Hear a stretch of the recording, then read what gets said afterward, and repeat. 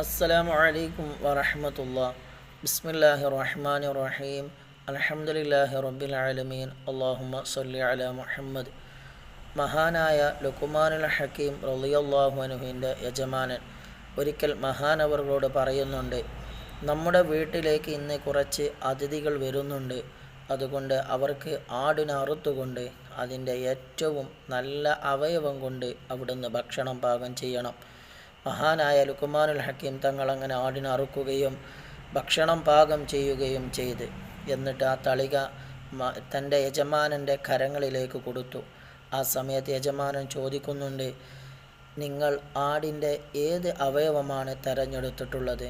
മഹാനവറുകൾ അവിടുന്ന് പറയുന്നുണ്ട്, ഞാൻ ആടിൻ്റെ നാവാണ് ഭക്ഷണം പാകം ചെയ്യാൻ വേണ്ടി തിരഞ്ഞെടുത്തത്.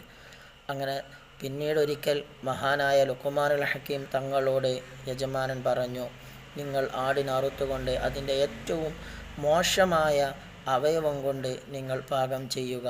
ലുഖ്മാനുൽ ഹക്കീം തങ്ങൾ അങ്ങനെ ഭക്ഷണം പാകം ചെയ്ത് തളിക തൻ്റെ യജമാനൻ്റെ കയ്യിൽ കൊടുത്തപ്പോൾ യജമാനൻ ചോദിച്ചു, നിങ്ങൾ ഏത് അവയവം കൊണ്ടാണ് ഇന്ന് ഭക്ഷണം പാകം ചെയ്തത്? ആ സമയത്ത് പറയുന്നുണ്ട്, ഞാൻ നാവ് എടുത്തുകൊണ്ടാണ് ഭക്ഷണം പാകം ചെയ്തത്. ഈ സമയത്ത് മഹാനവറുകളോട് ചോദിച്ചു യജമാനൻ, ഞാൻ ഇന്നാൾ ഒരു ദിവസം നിങ്ങളോട് ഏറ്റവും നല്ല അവയവം കൊണ്ട് പാകം ചെയ്യാൻ പറഞ്ഞപ്പോൾ അത് നിങ്ങൾ നാവായിരുന്നു എടുത്തത്. അതുപോലെ ഇന്ന് ഇതാ ഏറ്റവും മോശപ്പെട്ട അവയവം കൊണ്ട് ഭക്ഷണം പാകം ചെയ്യാൻ പറഞ്ഞപ്പോൾ ഇന്നും ഇതാ അങ്ങ് നാവാണ് എടുത്തത്. ഇതിന് കാരണം എന്താണെന്ന് അവിടുന്ന് ചോദിച്ചപ്പോൾ ലുഖ്മാനുൽ ഹക്കീം റളിയല്ലാഹു അൻഹു പറയുകയാണ്, മനുഷ്യൻ്റെ ശരീരത്തിൽ നന്നായാൽ നാവിനേക്കാൾ നന്നായ ഒരു അവയവമില്ല.